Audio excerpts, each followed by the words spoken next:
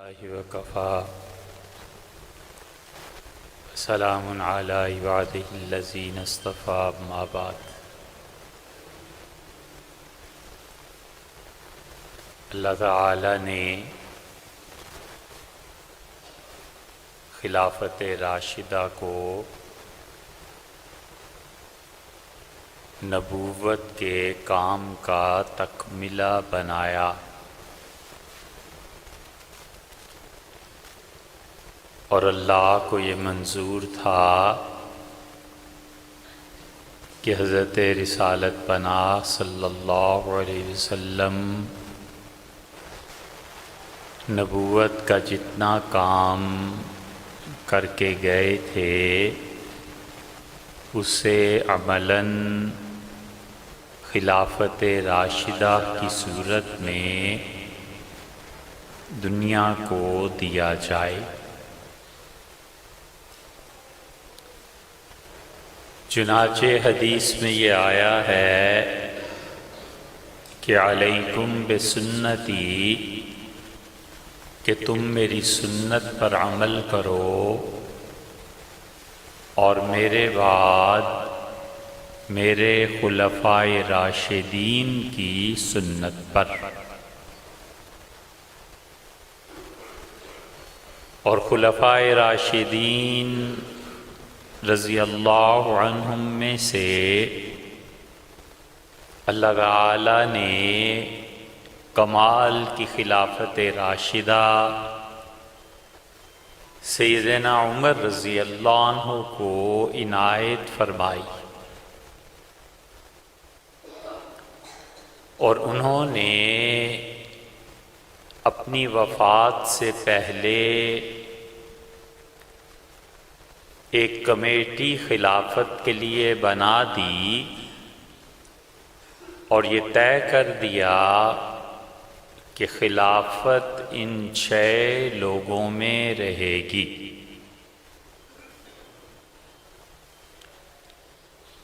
چنانچہ حضرت عبداللہ بن عباس رضی اللہ عنہما کی روایت میں آیا ہے کہ انہوں نے سیدنا عمر رضی اللہ عنہ سے دریافت کیا کہ آپ خلافت کو اگر عبد الرحمن بن عوف رضی اللہ عنہ کو دے دیں تو کیا حرج ہے؟ ارشاد فرمایا کہ عبداللہ، تمہارا میرا اور اس وقت پوری امت کا ایمان ایک پلڑے میں رکھا جائے،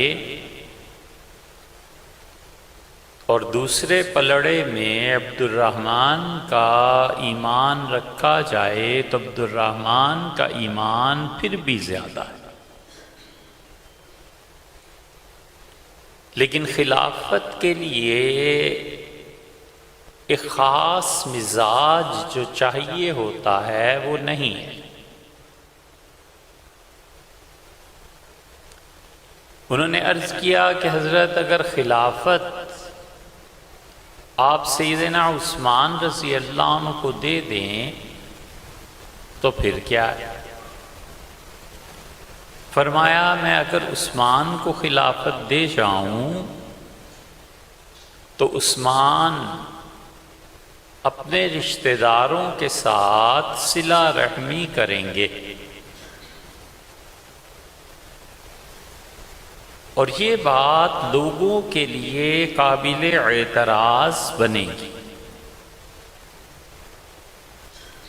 اور پھر عجیب بات یہ ارشاد فرمائی کہ مجھے ڈر یہ ہے کہ کہیں مصر کے لوگ اور عراق کے لوگ عثمان کے خلاف بغاوت کر کے اسے شہید نہ کر دیں۔ چنانچہ وہی ہوا، اور سیدنا عمر رضی اللہ عنہ نے جو فرمایا تھا 12 برس کے بعد یہی واقعہ پیش آیا۔ عرض کیا کہ اگر آپ خلافت سیدنا علی رضی اللہ عنہ کو دے دیں تو فرمایا فہو لہا فہو لہا، ہاں ہاں کیوں نہیں، ہاں ہاں کیوں نہیں، خلافت علی کے لیے ہے، یقیناً اس کے لیے ہے، لیکن میں اگر خلافت علی کو دے جاؤں تو دیکھو جو ایک رعب چاہیے ہوتا ہے لوگوں کے اور امیر المومنین کے درمیان، علی نے ہر ایک سے ملتے رہتے ہیں، وہ رعب قائم نہیں رہنے دیا۔ انہوں نے کہا آپ خلافت زبیر کو دے دیں۔ فرمایا زبیر وہ تو حساب لیتے ہیں بہت سخت، اور ایک دو سیر گندم جو اگر کسی نے دینا ہو تو وہ اس کو بھی وصول کرتے ہیں، اور خلافت کے لیے تو بڑا دل چاہیے۔ عبداللہ ابن عباس رضی اللہ عنہما کہتے ہیں کہ میں نے کہا کہ پھر خلافت سعد رہ گئی، انہیں دے دیں۔ سیدنا عمر رضی اللہ عنہ نے کہا کہ خلافت سعد کو دے دوں، وہ اس قابل ہے، لیکن تم نے دیکھا ہے جب اسے غصہ آتا ہے تو وہ تو ایک جن کی صورت بن جاتی ہے، تو جس دن غصہ آ گیا اس دن امت کو کون سنبھالے گا؟ چنانچہ خلافت کا فیصلہ عبد الرحمن ابن عوف رضی اللہ عنہ نے حضرت عثمان رضی اللہ عنہ کے لیے کر دیا، اور خلافت عثمانیہ کے آخری دور میں دو گمراہ فرقے تھے جنہوں نے سر اٹھانا شروع کیا۔ ایک فرقہ وہ تھا جو حضرات صحابہ کرام رضی اللہ عنہم پر تنقید کرتا تھا اور صاف کہتا تھا کہ معاذ اللہ یہ خلافت راشدہ ہی ٹھیک نہیں، اور یہ تقسیم ہی ٹھیک نہیں ہے، اور پہلے دن سیدنا علی رضی اللہ عنہ کو خلافت مل جاتی، اور کبھی کسی پہ تنقید، کبھی کسی کی تنقید، اور حضرت عمر رضی اللہ عنہ نے ان لوگوں کو مدینہ منورہ سے ان کا جو سربراہ تھا اسے نکال دیا، اور سختی سے ارشاد فرمایا کہ اس کے ساتھ کوئی نہ ملے۔ اور دوسری طرف ان لوگوں نے سر اٹھایا جو قتل کے قائل تھے، اور وہ کہتے تھے کہ یہ امیر المومنین کو قتل کرو، اور سیدنا عثمان رضی اللہ عنہ کو بالآخر انہوں نے شہید کر کے دم لیا، اور ان ظالموں نے ذرہ جھجک نہیں جانی کہ حضور صلی اللہ علیہ وسلم کے داماد خلیفہ راشد اور امیر المومنین کس مقام کے آدمی تھے، اور انہوں نے انہیں ختم کر دیا۔ اور یہ لوگ بڑھے، اور یہ دونوں انتہاؤں پر تھے، ایک اس انتہا پہ جس کو اب آپ سبائی کہتے ہیں اور شیعہ کہتے ہیں، ایک یہ انتہا تھی، اور دوسری انتہا جو تھی وہ تھے جو خارجی تھے، اور وہ قتل سے کم کسی کا نام ہی نہیں لیتے تھے۔ چنانچہ انہوں نے سیدنا علی رضی اللہ عنہ کو شہید کیا، حضرت عمر بن العاص رضی اللہ عنہ پہ حملہ کیا، حضرت معاویہ رضی اللہ عنہ پہ حملے کی منصوبہ بندی کی، اور سارے عالم اسلام میں دونوں انتہائیں تھیں، ایک طرف یہ خارجی تھے اور دوسری طرف شیعہ تھے،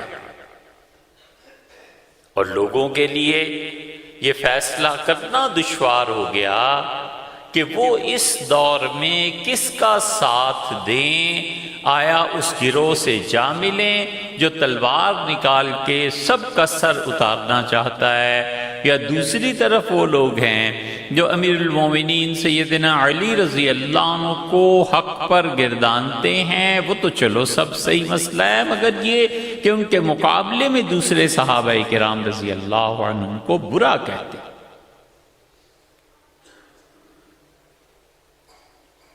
اور نتیجہ یہ نکلا اس کا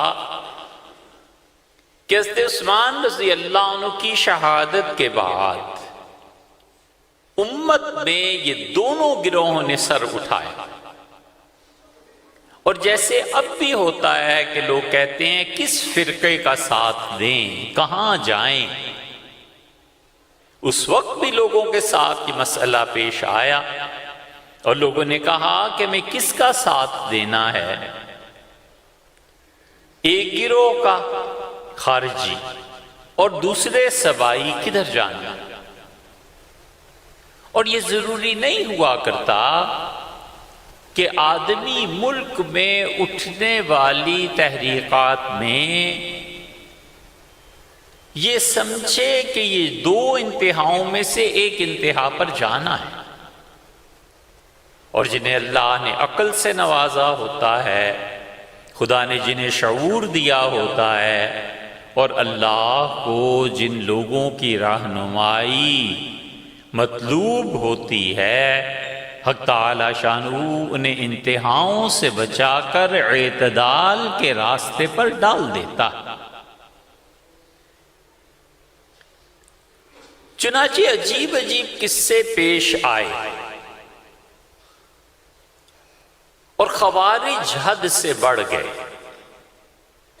اور انہوں نے قتل عام شروع کیا، اور سیدنا علی رضی اللہ عنہ کو خط لکھا امیر المومنین کو، اور کہا کہ تمہارا قتل ضروری ہے، اور ہم سمجھتے ہیں کہ تمہارے قتل میں اللہ نے ثواب رکھا ہے۔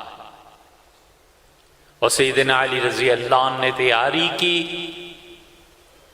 اور انہوں نے چاہا کہ وہ ان لڑکوں کو سمجھائیں۔ یہ ایک نئی نسل اٹھی تھی، اور رسول اللہ صلی اللہ علیہ وسلم نے فرمایا اور ان کے متعلق خبر دی کہ یہ لوگ ایسے ظالم ہوں گے، اور آپ نے بھیجا حضرت قیس بن سعد بن عبادہ رضی اللہ عنہ کو۔ جب مکہ فتح ہوا تو سعد بن عبادہ رضی اللہ عنہ لشکر کے ایک بہت بڑے گروہ کے قائد تھے، اور رسول اللہ صلی اللہ علیہ وسلم نے فتح مکہ پہ یہ ارشاد فرمایا، ابو سفیان رضی اللہ عنہ کو اپنے ساتھ کھڑا کیا اور کہا ساری فوج کو گزارو اور ہر قبیلہ اپنا جھنڈا بلند کرے، تاکہ مکہ والے جان جائیں کہ آج ایک بڑا لشکر آیا ہے، اور روب پڑے اور مکہ میں خون ریزی نہ ہو۔ حضرت سعد رضی اللہ عنہ جب گزرے اور انہوں نے کافروں کو دیکھا تو انہوں نے کہا الیوم یوم الملحمہ، آج کا دن وہ ہے جب ہم مزہ چکھا دیں گے، تہو بالا کر دیں گے۔ خبر پہنچی حضور صلی اللہ علیہ وسلم کو، اور آپ نے سعد کو ہٹایا اور جھنڈا لے کے ان کے بیٹے قیس کو دے دیا، اور آپ نے فرمایا الیوم یوم المرحمہ، آج کا دن وہ ہے جس دن رحمت سے کام لیا جائے گا، معافی سے کام لیا جائے گا۔ ان حضرت قیس رضی اللہ عنہ کو سیدنا علی رضی اللہ عنہ نے بھیجا اور فرمایا کہ جا کے بات کرو۔ یہ خوارج کون تھے؟ انہوں نے نہ حضور صلی اللہ علیہ وسلم کی صحبت دیکھی، نہ صحابہ کرام رضی اللہ عنہم سے تعلیم حاصل کی، نہ انہیں دین کی گہری سمجھ تھی۔ لونڈے لپاڑے لڑکے دنیا جہان کے آوارہ کھڑے ہو گئے دین کے نام پہ، اور انہوں نے کہا دین تو وہ ہے جو ہم سمجھیں، اور صحابہ رضی اللہ عنہ کے فہم دین پر بے اعتباری کی اور اپنے فہم دین کی طرف بلایا کہ اس وقت حل یہی ہے کہ ان سب کو قتل کرو۔ چنانچہ یہ خارجیت یہ کسی فرد واحد کا نام نہیں ہے، یہ خارجی اس زمانے میں بھی تھے، یہ خارجی آج کے زمانے میں بھی ہیں، اور یہ خارجی رہیں گے یہاں تک کہ رسول اللہ صلی اللہ علیہ وسلم نے فرمایا ان کا آخری گروہ دجال سے جا کر مل جائے گا۔ نبی کریم صلی اللہ علیہ وسلم نے صحیح بخاری میں، مسلم میں ان خارجیوں کی چیزیں بیان کی، اور یہ خارجی ایک ذہنیت ہے کہ جو ہماری بات نہیں مانتا مارو، قتل کرو۔ تو حضرت قیس نے جا کے سمجھایا، انہوں نے نہیں مانی۔ پھر سیدنا علی رضی اللہ عنہ نے ایک آدمی کو بھیجا اور کہا لوگوں میں ان کو بھیج رہا ہوں اور یہ جائیں گے، انہیں دعوت دیں گے اور وہ انہیں شہید کر دیں گے، اور یہ قرآن پڑھے گا اور وہ سنیں گے نہیں، اور اگر شہید ہو گئے یہ تو پھر ہم معرکہ شروع کریں گے اور ہمارے 10 سے زیادہ آدمی نہیں شہید ہوں گے اور ان کے 10 سے زیادہ بچیں گے نہیں۔ یہ ساری خبریں انہیں غالباً حضور صلی اللہ علیہ وسلم نے دی تھیں، اور معرکہ شروع ہوا اور خارجیوں کا قتل عام ہوا۔ اور جب سیدنا علی رضی اللہ عنہ جا رہے تھے، سب سے پہلے خارجیوں کا جن سے واسطہ پڑا ہے وہ امیر المومنین سیدنا علی رضی اللہ عنہ تھے، اور برملا امیر المومنین کو یہ کافر کہتے تھے، معاذ اللہ، استغفر اللہ۔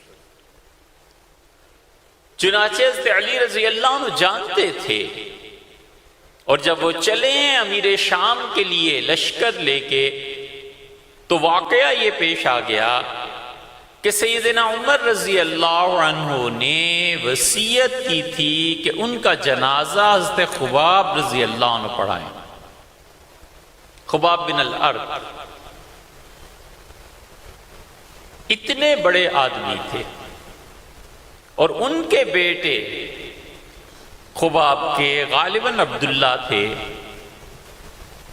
اور وہ آ رہے تھے اپنی بیوی کے ساتھ سفر کر رہے تھے۔ ان خارجی لڑکوں نے پکڑ لیا، اور ان لڑکوں نے کہا تمہارا کیا خیال ہے علی کے متعلق؟ انہوں نے کہا وہ امیر المومنین ہیں، حضور صلی اللہ علیہ وسلم کے داماد ہیں۔ انہوں نے کہا ہم کہتے ہیں تم اسے کافر کہتے ہو یا نہیں؟ ان کا میں تو کافر نہیں کہتا۔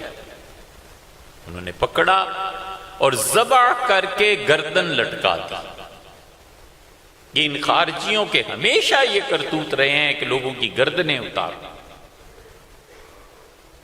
اور ان کی بیوی نے واسطہ دیا خدا کا کہ میرے ساتھ کچھ نہ کرنا، میرا بچہ میرے پیٹ میں ہے۔ انہوں نے کہا تم بتاؤ عقیدہ۔ انہوں نے عقیدے کا اظہار کیا تو انہوں نے اسے ذبح کیا، پھر اس کا پیٹ چاک کیا اور بچے کو نکال کے پھینک دیا، اور انہوں نے کہا اللہ کے ہاں اس پہ اجر ملے گا۔ یہ جب قتل کی ایسی اطلاعات ملی ہیں تو لوگ تھرا گئے خوف سے، اور صحابہ کرام رضی اللہ عنہم نے کہا کہ امیر المومنین شام اگر چلے گئے، ہمارے بیویاں ہماری اور بچے گھروں میں تنہا رہ جائیں گے، ان خارجیوں نے یہ کرتوت کرنے ہیں، پہلے ان سے نبٹ لیں۔ اور سیدنا علی رضی اللہ عنہ نے ان خارجیوں سے نبٹنے کی آغاز تحریک جہاد شروع کیا، اور آپ شام بعد میں تشریف لے گئے، پہلے ان کی طرف آئے۔ یہ وہ خارجیت ہے جو اس وقت بھی تھی اور آج بھی ہے۔ ہم اللہ کی پناہ مانگتے ہیں ان دونوں انتہاؤں سے، اللہ تعالی حفاظت فرمائے کہ ہم اس کے پاک نبی صلی اللہ علیہ وسلم کے اصحاب پر تنقید کرنے لگ جائیں، اور اس سے بھی خدا کی پناہ مانگتے ہیں کہ ہم اللہ کے دین کے نام لے کے لوگوں کی گردنیں اتاریں اور لوگوں کے بچوں کو قتل کریں۔ کہ خارجیت ہے یہ پہلے بھی تھی اور اب بھی ہے۔ اس ملک میں جو خون بہایا جا رہا ہے یہ خارجیت کے علم بردار ہیں، اور یہ وہ گمراہی ہے جس کی حضور صلی اللہ علیہ وسلم نے صحیح بخاری اور صحیح مسلم کھولو جا کے، اور ترمذی، یہ تینوں کتابیں، اور آپ نے ارشاد فرمایا تھا کہ جب میری امت میں فرقے بن جائیں گے، ہم آپ کو احادیث سنا دیتے ہیں اور آپ خود سوچیں یہ کون لوگ ہیں، کیا ہمارے زمانے میں ہیں یا نہیں ہیں، یا آئندہ آئیں گے یا گزر چکے ہیں، یہ آپ فیصلہ خود کر لیں۔ حضور صلی اللہ علیہ وسلم نے فرمایا کہ جب اس امت میں، میری امت کے آخری دور میں فرقے ہو جائیں گے بہت زیادہ، تو تم دیکھو گے احداث السنان، ایسے لڑکے اٹھیں گے کالی داڑھیوں والے جن کی عمریں بہت تھوڑی تھوڑی ہوں گی، اور ان لڑکوں کو ارشاد فرمایا کہ دین کی کوئی سمجھ نہیں ہوگی، ناپختہ ذہن کے ہوں گے، برین واشنگ، ناپختہ ذہن، کچے ذہن کے لڑکے، ارشاد میں قص اللحیہ، اور ان کی داڑیاں دیکھو گے بالوں سے بھری پڑی ہوں گی، اتنی گھنی گھنی داڑیاں ان لڑکوں کی ہوں گی، اور آپ نے فرمایا وہ اٹھیں گے اور وہ یہ کہیں گے کہ دین کو جتنا ہم نے قرآن کو سمجھا ہے کسی نے نہیں سمجھا، اور وہ قرآن کو سمجھنے کا دعویٰ کریں گے اور قرآن کے خلاف حرکتیں کریں گے۔ اور حضور صلی اللہ علیہ وسلم نے فرمایا اپنے دور کے حکمرانوں پر شدید تنقید کریں گے اور لوگوں کا خون بہائیں گے، اور آپ نے فرمایا عورتوں کا، اور ایک تو زبردست بات ارشاد فرمائی، آپ نے کہا تم اپنے زمانے میں دیکھنا جو اقلیتیں ہیں ان کا خون بہائیں گے۔ ہمارے ملک میں کون اقلیت میں ہے؟ عیسائی اقلیت میں ہے، سکھ اقلیت میں ہے، ہندو اقلیت میں ہے، مائنارٹیز ہیں۔ پشاور میں کس نے خون بہایا؟ بلوچستان میں کون سکھوں کے پیچھے پڑا ہوا ہے؟ تھرپارکر میں ہندو بچیوں کو اغوا کر کر کے جبرن کون لے جا رہا ہے؟ یہ سب خارجیت کا ذہن ہے۔ حضور صلی اللہ علیہ وسلم نے فرمایا تھا کہ تمہاری اقلیتیں ان کے ہاتھوں محفوظ نہیں رہیں گی۔ سیدنا عمر رضی اللہ عنہ کا حال یہ تھا کہ انہوں نے ایک جگہ ایک آدمی کو دیکھا، اپنے حکمران، اپنے امیر یا اپنے گورنر کو، اور فرمایا یہ لوگ کیوں کھڑے ہیں؟ پتا چلا کہ گورنر نے انہیں دھوپ پر سزا دینے کے لیے کھڑا کیا ہے۔ فرمایا یہ اقلیت کے افراد ہیں، عیسائی یہودی ہیں۔ عرض کیا گیا جی، آپ نے فرمایا انہیں بٹھاؤ، ہٹاؤ انہیں دھوپ سے، اور میرے مقرر کردہ امیر سے کہنا کہ حضور صلی اللہ علیہ وسلم نے فرمایا جو دنیا میں سختی کرے گا اللہ کی مخلوق کے ساتھ، خدا قیامت میں سختی کرے گا، اور جو عذاب دے گا خدا قیامت میں بھی عذاب دے گا۔ یہ اقلیتوں کے خون کوئی دودھ نہیں ہے ماں کا کہ اتنی آسانی سے ہضم ہو جائے۔ یہ اقلیتوں کے خون قیامت میں لے ڈوبیں گے، جہنم میں پھینک دیں گے۔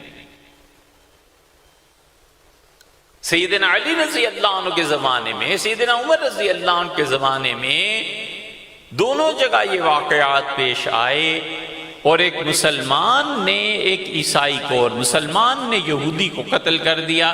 سیدنا عمر رضی اللہ عنہ اور علی رضی اللہ عنہ نے فرمایا کہ اس مسلمان کو عیسائیوں کے حوالے کر دو، یہودیوں کے حوالے کر دو، کہو کہ تم نے چونکہ اس نے تمہارے بندے کو قتل کیا، اسے لے جاؤ اور جس طرح مرضی قتل کرو۔ حضرت عمر رضی اللہ عنہ نے کہا کہ دیتنا، ہماری دیت اور ہم نے اپنی مملکت میں جن کی حفاظت کا وعدہ کیا ہے اس کی دیت ہمارا خون اور اس کا خون قیمت میں برابر ہے۔ سیدنا علی رضی اللہ عنہ نے فیصلہ فرمایا اور وہ لوگ آئے اور انہوں نے کہا کہ حضرت ہم پیسے لے لیتے ہیں اور اپنے بھائی کا خون معاف کرتے ہیں۔ فرمایا تم اہل کتاب یہودی ہو؟ انہوں نے کہا جی حضرت ہم یہودی ہیں۔ فرمایا کہ جنہوں نے قتل کیا انہوں نے تمہیں کہیں دھمکی تو نہیں دی، کہیں ڈرایا تو نہیں؟ ان کا نہیں حضرت، نہ ڈرایا ہے نہ دھمکی دی ہے، اب ہمارا بھائی زندہ ہونے سے رہا اور ہم پیسہ لے لیتے ہیں تاکہ گھر کے کام کاج کچھ یتیم بچوں کے چل سکیں۔ سیدنا علی رضی اللہ عنہ کا یہ تمہاری مرضی ہے، البتہ میں نے قاتل تمہارے حوالے کر دیا ہے، قیامت میں مجھ سے کچھ نہ کہہ۔ یہ خارجیت ہے۔ اور تین چیزوں کے بارے میں رسول اللہ صلی اللہ علیہ وسلم نے فرمایا، آپ نے کہا تم سے بہتر قرآن کریم کی تلاوت وہ کریں گے، اور فرمایا تم سے اچھی نمازیں وہ پڑھیں گے، اور تم سے زیادہ روزے وہ رکھیں گے، لیکن یاد رکھنا ان کی نماز اور ان کی تلاوت حلق سے نیچے نہیں اترے گی، یعنی نماز پڑھتے ہوں گے لیکن انسان نہیں بنیں گے، اور روزے رکھیں گے تلاوتیں کریں گے بہترین، لیکن اس کا اثر یہ ہونا تھا کہ کوئی انسان کے بچے بنتے نہیں بنیں گے، خون بہائیں گے۔ اور رسول اللہ صلی اللہ علیہ وسلم نے فرمایا سب سے اچھا شہید اس زمانے کا وہ ہے جو ان کے ہاتھوں مارا جائے، اور جو انہیں قتل کر دے وہ کیا جانتا ہے کہ اللہ نے اس کے لیے قیامت میں کتنا ثواب رکھا۔ سیدنا علی رضی اللہ عنہ نے ایک آدمی کو لکھا، اس سے کہا حضرت میں تو ان کے پاس گیا تھا، خارجیوں کے پاس، اور سبحان اللہ وہ تو اتنا نماز پڑھتے ہیں، روزے رکھتے ہیں۔ آپ نے فرمایا انہیں کہنا کہ انصاموا وصلوا، نماز پڑھیں اور روزے رکھیں، اس ہستی کی زبان سے یہ جہنمی ہیں جس ہستی پر اللہ نے قرآن نازل کیا۔ اور حضور صلی اللہ علیہ وسلم نے فرمایا یہ جاؤ اور کتابیں نکالو صحیح بخاری اور مسلم، تاکہ تمہیں پتہ چلے کہ خارجیت کیا ہوتی ہے۔ نبی کریم صلی اللہ علیہ وسلم کلاب اہل النار، جہنمیوں کے کتے ہیں بھونکنے والے۔ اور ایک اور ان کی علامت بیان کی، اور آپ نے فرمایا کہ سلوگنز، ان کے نعرے ایسے دل فریب، ایسے اچھے نعرے لگائیں گے کہ لوگ کہیں گے ان سے اچھا تو نعرہ ہے ہی کوئی نہیں۔ یہاں پہنچ کے آدمی پھنس جاتا ہے، اور آدمی کہتا ہے کہ یا اللہ ایک طرف یہ نماز، روزہ اور تلاوت، اور اے رب جائیں کہاں؟ دوسری طرف یہ صورتحال ہے کہ نمازیں بھی کم ہیں، روزے تو ہوتے ہی نہیں ہیں، تلاوت بھی بہت تھوڑی ہے۔ ان مواقع پہ پہنچ کے پھر قدر آتی ہے اہل سنہ کی کہ انہوں نے اس انتہا کو بھی چھوڑ دیا اور اس انتہا کو بھی چھوڑ دیا، اور وہ بالکل درمیان کے راستے میں رہے۔ چنانچہ حسین تابعی ہیں، سیدنا حسین ابن علی رضی اللہ عنہ نہیں، حسین تابعی ہے۔ اور مستدرک حاکم میں آتا ہے کہ وہ کہتے ہیں میں نے امیر المومنین عثمان رضی اللہ عنہ کے بعد سوچا میں کدھر جاؤں، یا اللہ ایک طرف یہ لوگ ہیں جنہوں نے عثمان رضی اللہ عنہ کو شہید کر دیا، اور یہ کہتے ہیں یہ حق پہ، یا اللہ دوسری طرف وہ لوگ ہیں جو خلافت راشدہ کی عیب چینی کرتے ہیں، مجھے بتا میں جاؤں کہاں؟ تو فرماتے تھے میں اللہ سے دعا مانگتا رہا اور میں سویا، تو میں نے خواب میں دیکھا کہ ایک دیوار ہے اور دیوار کے اوپر میں بیٹھا ہوا ہوں،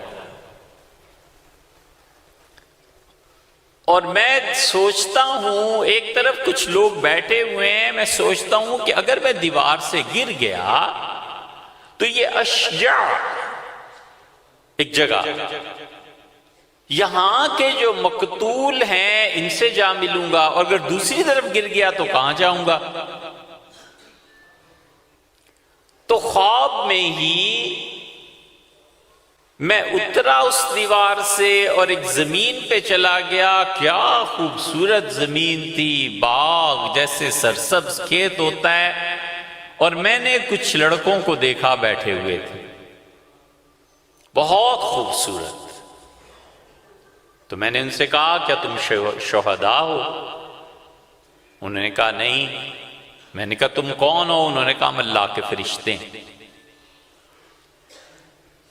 تو میں نے کہا شہداء کا راستہ کدھر ہے؟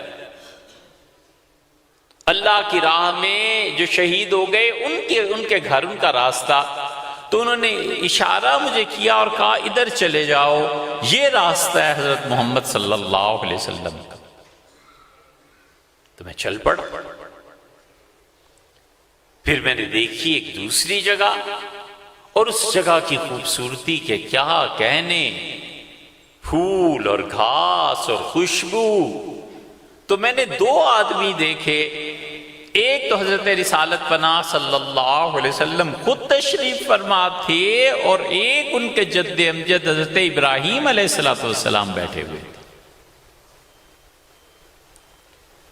تو میں بیٹھ گیا قریب. تو میں نے سنا حضور صلی اللہ علیہ وسلم نے فرمایا، عرض کیا اپنے دادا ابراہیم علیہ السلام کی خدمت میں کہ حضرت دعا فرمائیں میری امت کے گناہ اللہ معاف کرے. تو حضرت ابراہیم علیہ السلام نے کہا کہ میں دعا مانگوں تمہاری امت کے لیے جنہوں نے اپنے امام حضرت عثمان رضی اللہ عنہ اس کو شہید کر دیا، اور قتل کی باتیں کرتے ہیں، اور کیوں انہوں نے سعد کو چھوڑ دیا، اور سعد تو میرا دوست ہے. کہتے ہیں میری آنکھ کھلی تو میں نے سوچا کہ اللہ نے میری رہنمائی کی ہے، اور مجھے حضرت سعد رضی اللہ عنہ کے پاس جانا چاہیے کہ میں ان سے پوچھوں حق کدھر ہے. اللہ کبھی بھی اپنی مخلوق کو ہدایت کے بغیر نہیں چھوڑتا. یہ جو نماز میں ہمیں اور آپ کو پانچوں وقت کی نماز میں دعا سکھائے، اہدنا الصراط المستقیم، اللہ سیدھی راہ دکھا. ہم کبھی اللہ سے سیدھی راہ مانگے تو تب نہ، ہمیں تو یاد ہی نہیں رہتا کہ 4 پڑھی ہیں کہ 5 پڑھی ہیں. خدا کبھی نہیں بندے کو چھوڑتا. جب وہ ہدایت مانگے تو کہتے ہیں میں حضرت سعد رضی اللہ عنہ کے پاس چلا گیا، اور میں نے کہا حضرت مجھے خواب میں حضرت ابراہیم علیہ السلام نے بتایا ہے کہ وہ آپ کے دوست ہیں. تو حضرت سعد رضی اللہ عنہ خوش ہوئے، اور انہوں نے کہا کہ وہ کون بدبخت ہے جو حضرت ابراہیم علیہ السلام کا دوست نہیں. مطلب یہ تھا کہ ابراہیم اور محمد صلی اللہ علیہ وسلم سب کی راہ اور میری راہ ایک ہی تو ہے. کا کون بدبخت ہے؟ اور پھر ارشاد فرمایا کہ تمہارے پاس بکریاں ہیں. اس سے کہا حضرت بکریاں تو کوئی نہیں. فرمایا مویشی جانور خرید لو، اور اس وقت امت میں دونوں انتہاؤں پہ جن فرقوں کو دیکھتے ہو ان دونوں کو چھوڑ دو اور چلے جاؤ جنگل میں اور بکریاں جانور چراؤ حتیٰ کہ تم مر جاؤ. اس لیے یہ ہدایت جو ہے وہ اللہ کی عنایت اور خاص عطا ہے. یہ جو کچھ خوارج نے اپنایا ہوا ہے، اور یہ جتنی قتل و غارت گری کر رہے ہیں، اور یہ جتنی سیاہ گھنی داڑیوں والے، حضور صلی اللہ علیہ وسلم نے فرمایا تم ان کو دیکھو گے مشمر الازار، اپنے نیچے کا لباس شلوار یا کوئی چیز ٹخنوں سے کس کے اوپر باندھیں گے، یعنی ظاہر میں بڑے دیندار ہوں گے لیکن حقیقت میں وہ جہنمیوں کے کتے ہیں۔ کھولو جا کے بخاری شریف، اور جہاں رسول اللہ صلی اللہ علیہ وسلم نے بیان کیا ہے خوارج کا کہ یہ کون لوگ ہوں گے، انہیں حدیث کو پڑھو اور سمجھو کہ یہ کن کے بارے میں۔ اس لیے ہم اہل سنت والجماعت ہمیشہ اعتدال پر رہے ہیں، نہ ہم اس انتہا پہ ہیں، اللہ محفوظ رکھے، کہ ہم کہیں لوگوں کو قتل کرو اور مارو اور یہ کرو، اور نہ اس انتہا پہ ہیں کہ ہم کہتے ہیں کہ خلافت راشدہ بھی غلط اور فلاں بھی غلط، فلاں بھی غلط۔ ہم اعتدال کی راہ پہ ہیں، ہم کہتے ہیں حضور صلی اللہ علیہ وسلم ان کا طریقہ برحق اور ان کے اصحاب خلافت راشدہ کا طریقہ برحق، اور ہم اپنے دور میں جتنے حکومت کے برے کام ہیں ان پر تنقید کرتے ہیں، لیکن مسلمانوں کا قتل اور خون روا نہیں سمجھتے۔ سیدھا سادہ مسئلہ، جو غلط کہتا ہے غلط کہتا ہے، لیکن ہم یہ نہیں کہتے کہ تلوار اٹھائیں، گولی چلائیں، لوگوں کو ماریں، ناحق خون کریں۔ یہ خدا کے عذاب کو دعوت دینے والی چیز ہے۔ اللہ ہمیں اور آپ کو سمجھنے کی توفیق نصیب فرمائے۔